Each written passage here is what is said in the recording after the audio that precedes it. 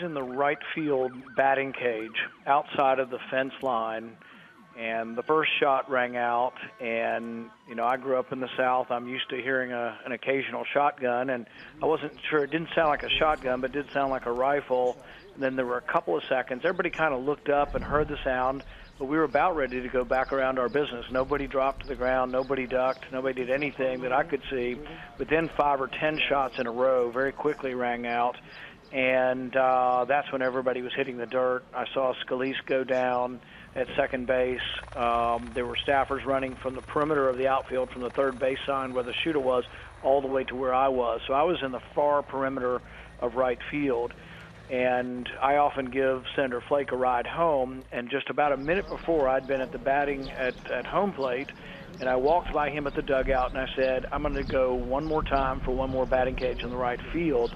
And as it turns out, that was at the farthest point. So I'm in the right field. I'm at the farthest point on the field of anybody from the gunshots. But the gunshots are still hitting in the dirt in right field, where there are 2 staffers laying on the ground. I think one of them may have been hit, but between me and them is about a 15, 20-foot fence. So one of the staffers decides, the heck with this, I'm not staying here. The bullets are flying all around me. He decided to climb the fence, and he climbed a 20-foot fence in about 3 seconds, plopped down behind me, and there was a big oak tree behind the batting cage. He and I are behind the oak tree, but the gunshots are still going in the dirt in right field in the warning tracks, so about 5 or 10 feet from us. And at some point, I'd say 50 or 60 shots at least have been fired from the shooter. And then we start to hear the Capitol Hill police respond, and theirs is a different weapon, so you hear pistol shots going back at the shooter.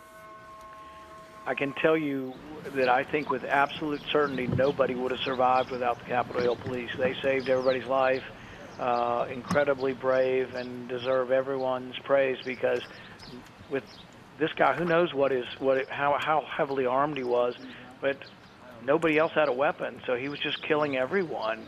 He would have. And I think the Capitol Hill police, apparently both were wounded. I hope they survive, and they deserve our gratitude for saving. It would have been a massacre without them. Oh my